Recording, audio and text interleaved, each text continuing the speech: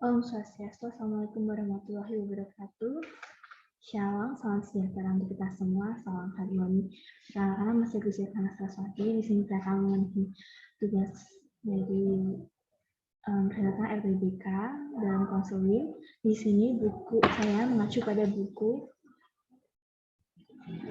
bersama.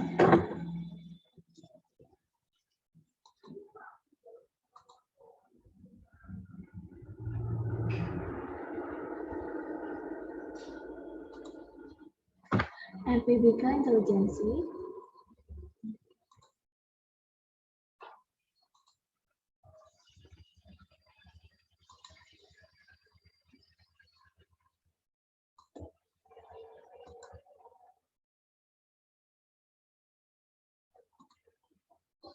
Materi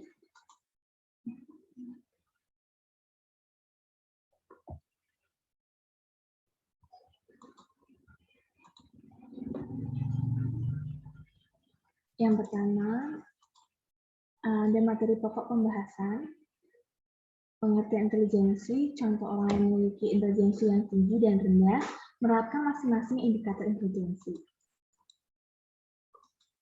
Lalu materi yaitu intelijensi atau kecerdasan merupakan kemampuan umum yang dimiliki oleh individu untuk berkembang menjadi prestasi aktual.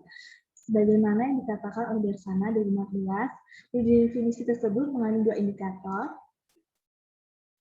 Yang pertama yaitu kemampuan umum yang dimiliki setiap individu atau terkandung dalam diri seseorang, baik itu bawaan maupun hasil latihan praktek. Contohnya saja seorang bisa memiliki intelijensi yang tinggi karena hasil pendidikan yang lama. Contoh-contohnya memiliki intelijensi tinggi dan rendah. Orang yang memiliki intelijensi tinggi seperti Profesor Dr. Ibu Darsana MPDK, seorang dosen yang memiliki intelijensi yang tinggi.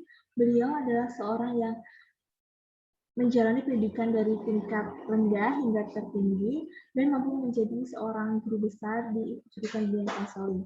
Beliau mampu membuat inovasi-inovasi baru. Yang kedua adalah Profesor Dr. Nita Kuswarni, MS, adalah seorang dosen ketua jurusan BK sekaligus menjabat sebagai PD1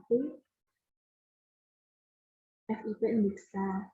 Beliau sering menjadi narasumber dalam seminar dan workshop di dalam kampus maupun di luar kampus. Beliau juga sangat aktif dan menjadi anggota aktif APKIN. Ada Made Yani Aryawari, ada salah satu mantan korpi yang cukup populer di kelas 6A. Ia tergolong siswa yang pandai di kelas, aktif dan mengungkapkan pendapat dan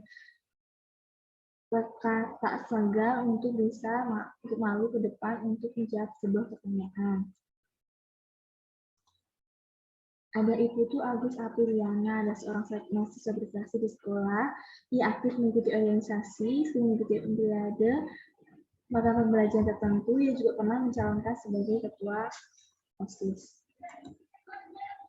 Lalu beberapa siswa yang memiliki kecerdasan intelijensi yang rendah, di mana mereka sulit untuk menerima pelajaran di kelas. Penerapan intelijensi dapat dilakukan dengan cara atau teknik self-management.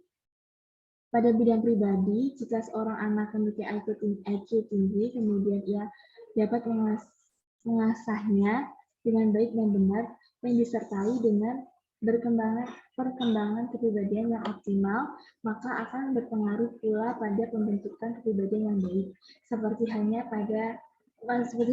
sopan santun, ramah, cerdas, dan sebagainya.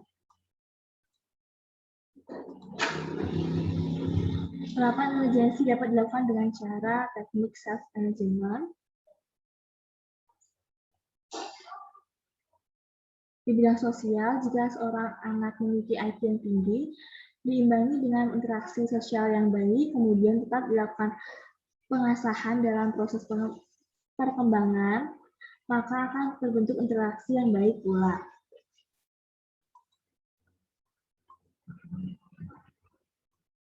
Selanjutnya penerapan